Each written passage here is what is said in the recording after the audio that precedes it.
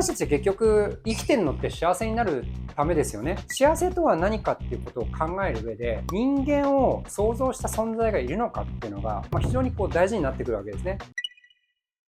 はい、今日も始まりましたセイロニーチャンネル、セイロニーです。よろしくお願いします。ということで今日は何を話していくかというとですね、幸せとはということについてちょっと話してみようかなと思います。幸せとはっていうのもそうですし、そもそも人間って私って何のために生まれてきたんだろう。こんな話とつながる、そんな話を今日できたらなと思ってます。で、このテーマはですね、非常にセイロニー私としてはですね、非常に肝りなテーマでして、なぜかっていうとですね、私が私のライフワークというか、一番何のために生きてるのかって言ったら、ある意味人をサポートするために生きてるっていうぐらいですね、非常に人をサポートすることが大好き、人を助けてる時が一番幸せみたいな、そんな、僕の幸せを語るならばそこかなというふうに思ったりもするんですけど、人をサポートする上でですね、何をサポートするかって結局は人を幸せにしたいわけですよね。そんな中でですね、幸せっていうのが私の中で人生のキーワードになって、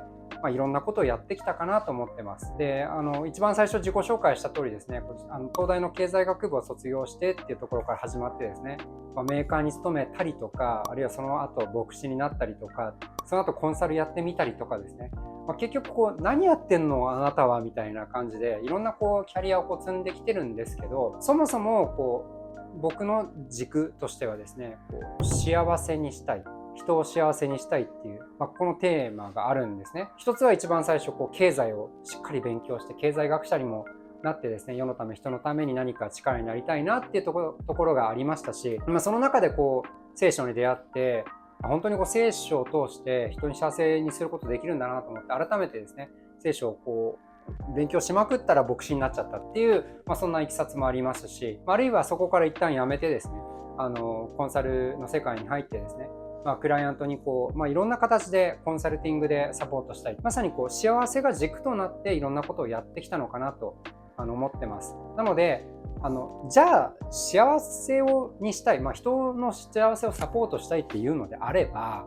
じゃあ人の幸せって何なのかっていうのは非常に大事なテーマですよね。で、私にとっても非常に大事なんですけど、皆さんにとっても大事なんじゃないかなと、大事じゃない人いないんじゃないかなと思ったりもします。っていうのは、私たち結局生きてるのって幸せになるためですよね。幸せになりたいから、幸せが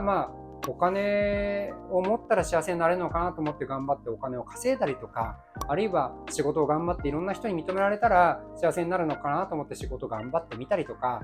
あるいは幸せな結婚をすれば、いい人と結婚すれば幸せになれるんじゃないかと思っていろんな人と恋愛してみたりとかですね、そういうのも全部結局は幸せにつながってんじゃないかなと思うわけですよ。なのでこの幸せってテーマは本当該当しない人はいないんじゃないかっていうテーマですけれども、これを今日は聖書を使って、聖書は何と言ってるのかっていうことを通して話して見ていけたらなと思ってます。じゃあですね、この幸せとは何かっていうことを考えるにあたってで、前段として話していかなきゃいけないのが、前回の動画の話なんですけれども、この世、宇宙を人間を創造した、神、すなわち創造主のような存在っているのって話、前回の動画でしました。で、実はこれがですね、この、今日の幸せとは何かって話につながってくるので、もしまだ見てない方がいらっしゃったら、ちょっとここで止めてですね、前回の動画ちょっと見てからこっちを見た方がおそらく分かりやすいんじゃないかなと思ってますので、そちらですね、概要欄にリンクは載せておきますので、ぜひそっちを見てからですね、またこっちに持ってってきていただけたらなというふうに思います。じゃあですね、早速ここで始めていこうと思うんですけれども、人間の幸せ、私の幸せを考えるっていうのは、非常にちょっと高尚ですよね。なので、ちょっとそこから次元を落として、単純なものから考えてみたいと思います。じゃあちょっとまた前回ね、神がいるのかってところでも出てきたこのコップの話をしながら話してみようと思うんですけども、じゃあ、コップにとっての幸せって何かってことを考えてみましょうってことですね。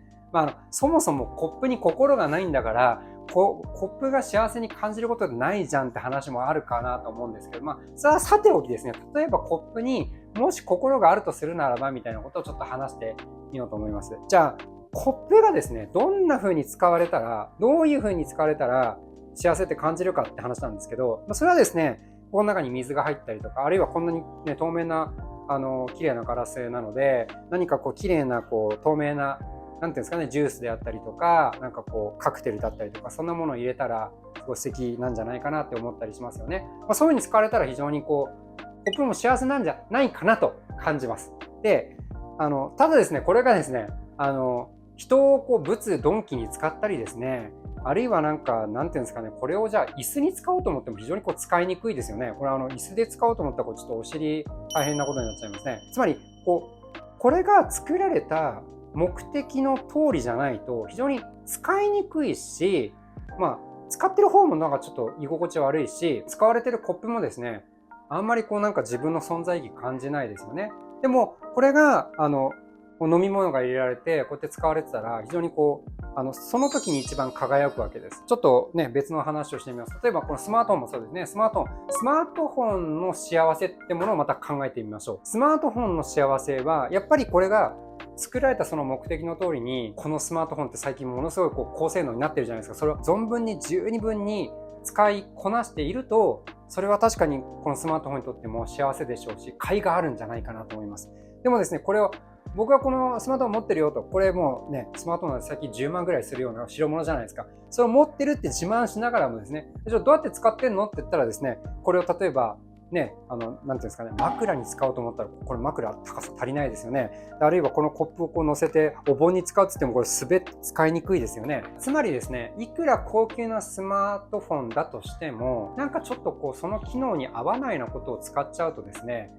機能を目いっぱいに使うこともできないですし、使われているスマートフォンもですね、甲斐がない。つまりそれはスマホも幸せじゃないと言えるんじゃないかと言えたりするんじゃないかなと思います。ちょっとここにないんですけど、例えばちょっとホワイトボードのペンって考えてみましょうか。ホワイトボードのペンもですね、たかだか100円とかじゃないですか。100円、数百円ですかね。それだけ安いものです。高級なスマートフォンからしたら全然安いものですよね。でも、それはですね、どういう時に非常に機能を発揮するかっていうと、ホワイトボードに文字を書く、黒で文字を書く、赤で文字を書く、そういった時にですね、黒、赤のホワイトボードマーカーっていうのは非常に機能を発揮します。それは高価なスマートフォンよりももっと発揮しますし、使いやすいですし、っていうことですね。いくら値段が安かったとしても、構造が単純だとしても、その目的の通りに使った時に一番輝くんですよね。ホワイトボードに文字を書こうとするときは、世界のどんなものよりもホワイトボードマーカーが一番輝くし、それにいくら高価なもので代替しようと思ってもですね、もうとにかくホワイトボードに字を書くときにはですね、ホワイトボードマーカーが宇宙一だ、世界一なわけです。つまりそれはですね、いくら安かったとしてもホワイトボードマーカーがですね、一番僕はここで世界一なんだと誇れる、そういう分野だっていうことですね。ちょっと例え話をしました。コップであったりスマートフォン、ホワイトボードマーカーですね。つまりですね、何が言いたいかっていうと、何のために作られたのか、何のために作られたのかっていうその本来の目的通り、設計されたその目的の通りに使うときに、その使われた甲斐を感じるし、誇らしいし、その時に一番機能を美しく発揮することができるっていうことを言ってますし、その時に使われているもの自体も一番幸せなんじゃないかなというふうに言えるんじゃないかっていう話を今しています。じゃあこれをですね、ちょっと人間に応用してみて考えてみたいと思います。ここでですね、ちょっと前段の前回見てくださった動画とつながっていく話なんですけど、すなわち幸せとは何かっていうことを考える上で、人間を創造した存在がいるのかっていうのが、非常に大事になってくるわけですね。もし人間を創造した存在である、神がいるとするならばですね、人間を創造した理由もあるし、目的もある。ちょうどさっき言ったコップを作った目的があったり、意図があったり、理由があったり、美しくこうやって使うために作ったんですよっていう意図がある。スマホもそうですよね。またホワイトボードマーカーもそうなわけです。それと同じようにですね、人間を作った存在がいるとするならば、人間を創造した理由、目的があって作ったんじゃないかと考えるのが非常に普通なんだと思うわけです。ということはですね、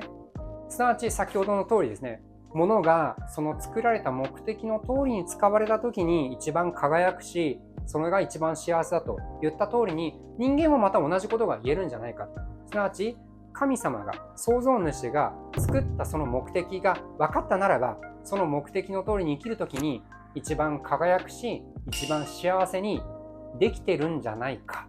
ということが言えるのかなと思います。じゃあそれが何なのかってことを、それが何なのか、つまりなぜ人間が作られたのか、ここについて、話していこうと思うんですけど、それが聖書に実は書いてあるっていうことなんですね。それをちょっと今日話してみようと思います。そもそもですね、この聖書全体として何が書かれているかっていうと、前回お話ししたと思います。神様は愛について書いてあるわけですね。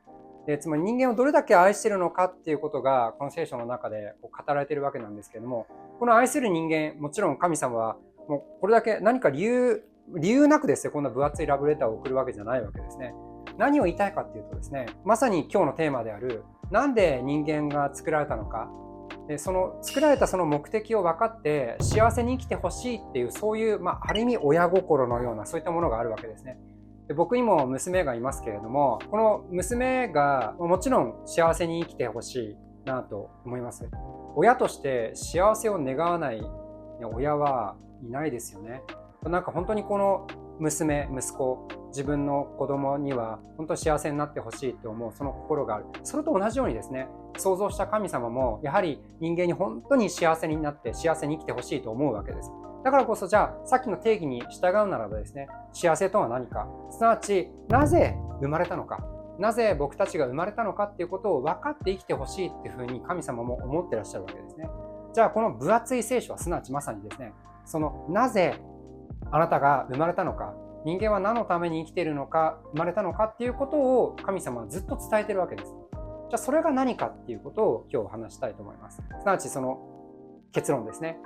結論で言うとですね、実はすごいシンプルで一言なんです。それは何かというと、愛するために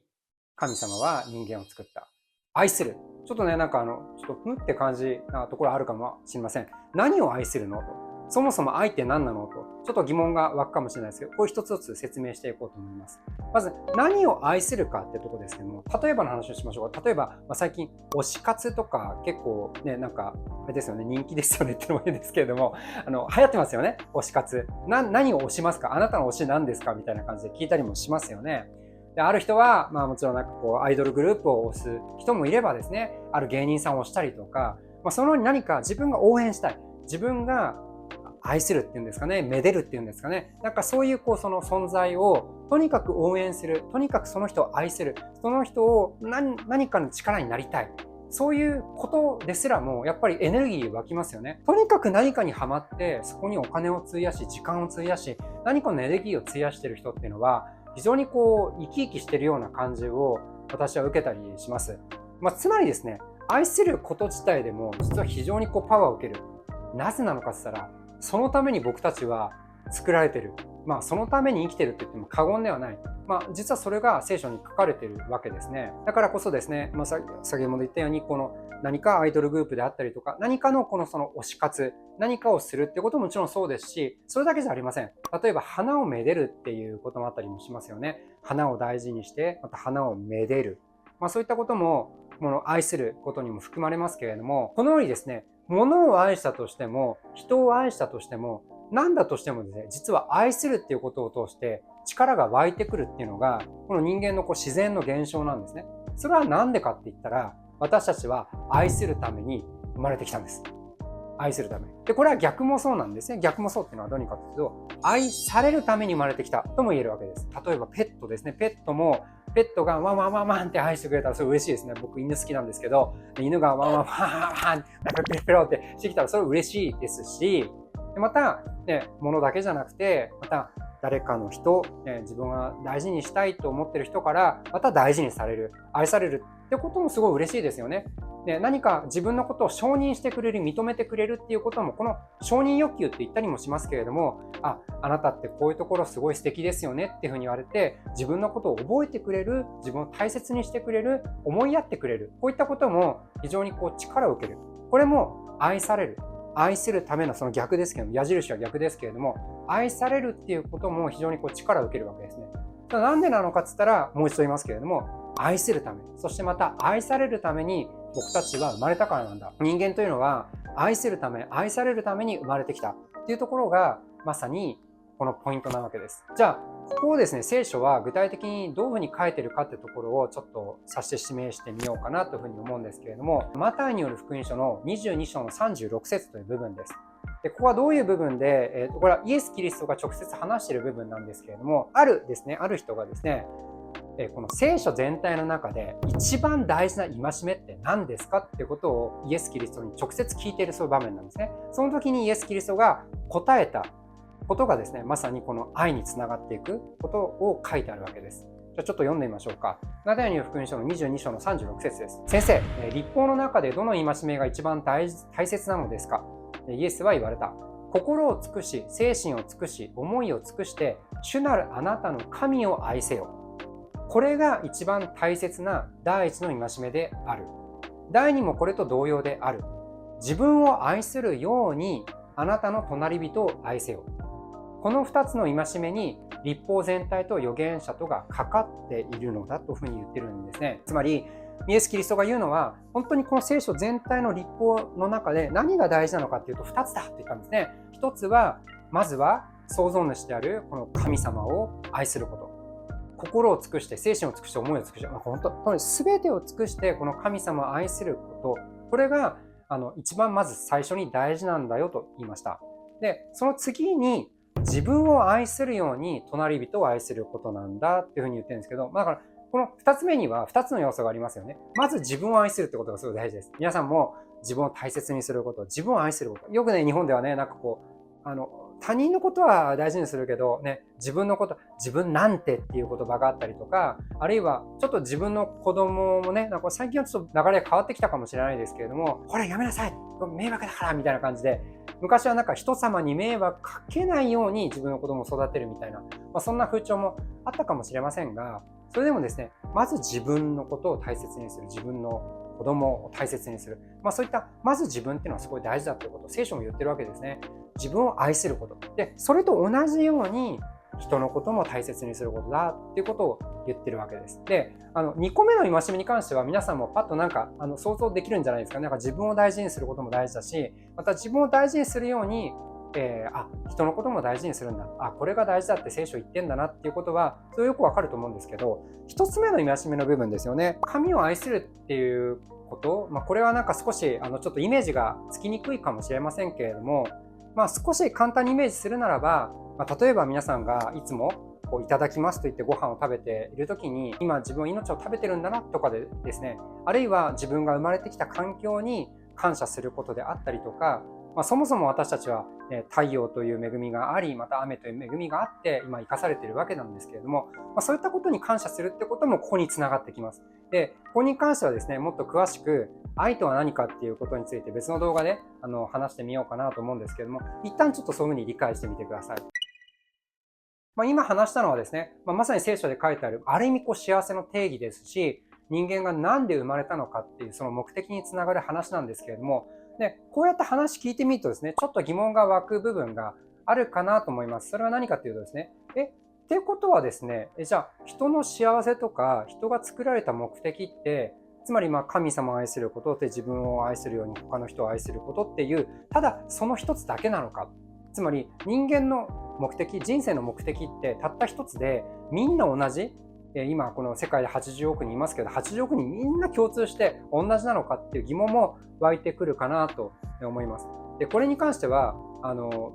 そういうわけではないんですね。そういうわけじゃないけどそういうわけでもあるっていう、だからちょっとなんですけど、ちょっと簡単に説明するとですね、ただし人間に共通している部分と個々で個性で分かれている部分っていうのって2種類あるじゃないですかっていう話なんですね。で例えばの話をするとですね、私たちは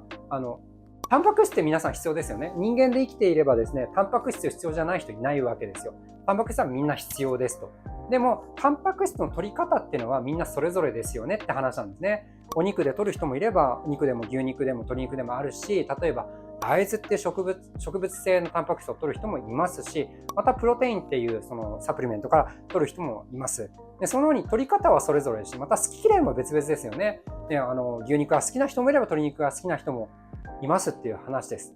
で、例えばビタミンもそうですね。ビタミンが必要だっていうことは人間に共通してるわけです。でも、ビタミンの取り方っていうのは、どの果物が好きだとか、どの果物か取りたいとかですね、あるいはサプリメントで取るとか、ビタミン C 野菜から取るとかですね、そういったいろんな取り方もそれぞれですし、好き嫌いもそれぞれなわけです。で、今私が話しているこの人としての幸せとか、人として生きる目的は何なのかって話はですね、これ人間に共通した部分の話であって、じゃあそこからですね、じゃあどうやって神を愛するのかとか、あるいはどうやって自分を愛して、また他の人も愛していくのかとか、ここにはですね、いろんな個性があったりとか、いろんなバリエーションがあるのかなと思います。これもですね、先ほど愛するって何、神を愛するって何、愛するってそもそも何なのって疑問もある、そこについてですね、また別途動画撮ろうと思うんですけども、そこでですね、また詳しく人それぞれの神様の愛し方であったりとか、個性の愛し方、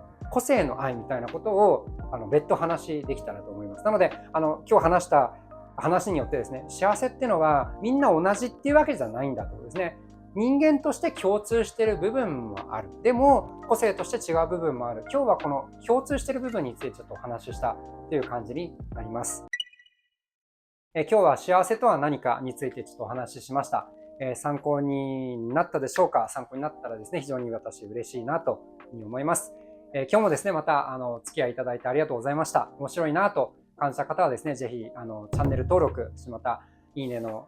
高評価ボタンを押していただけたら励みになります。はい、今日は以上になります。また次回お会いしましょう。ありがとうございました。バイバイ。